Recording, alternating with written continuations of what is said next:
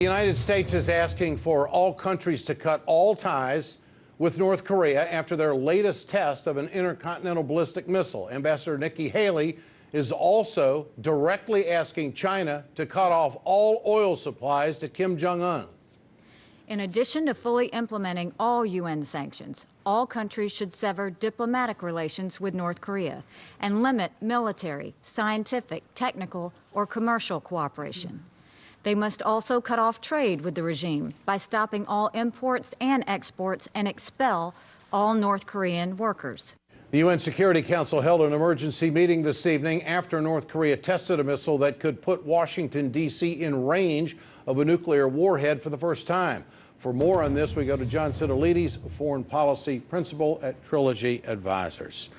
Well, it just seems like every time you and I visit about this, it just notches up a little bit more. The UN Security Council is now looking at a blockade. That could be an open confrontation on the open seas. Is this the final? It won't happen. China and Russia will veto any type of a naval blockade effort on the UN Security Council. So North Korea is protected there. I think what the U.S. will try to do is, again, as Ambassador Haley mentioned, try to marshal as many countries as possible to limit trade. But we're really only talking about a handful of countries that have any meaningful trade right now, Ed, with North Korea. And that's Russia, that's Iran, and that's China. And China has made very clear they are not going to cut off oil to North Korea. So there's no way of cutting off their oil supplies then. We can ask for it, but in reality, it's not going to happen. The Chinese are terrified of a humanitarian crisis in North Korea spilling over into its borders and in fomenting regional stability. It's not in China's interest today to cut off oil to North Korea. But if that's the case, then they have to realize that there's a lot of people on the United States mainland that are pretty concerned about being hit with a nuke. So why hasn't China leveraged played every card in the deck to reverse this? I think there's still some time to go here. I mean, we've certainly crossed a very important threshold, Ed, but keep in mind, North Korea is able to now reach the United States with an ICBM, but they still have to work on miniaturizing the warhead.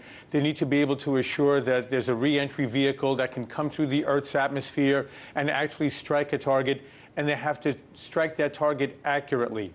But we are someplace now in 2017 that we didn't think we'd reach this quickly. We thought we'd be here in 2019, 2020. And my guess is he may reach those milestones in 2018. Then we're talking about very serious business. Okay. Will the capability of North Korea being able to hit the United States change the dynamic, change the situation? This president has said he is not going to allow North Korea to have the ability to strike the United States. So we could be at war tomorrow. Not tomorrow, but why not? I mean, we have nukes, and I think we're at that point. And I mean, I think the American people are out there wondering, what is this going to look like?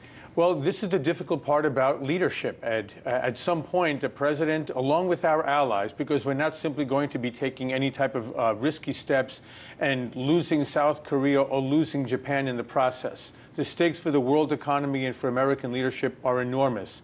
But we do know that if we do have war, we're talking about the potential for millions of dead and casualties beyond the imagination and reconstruction that'll cost trillions of dollars.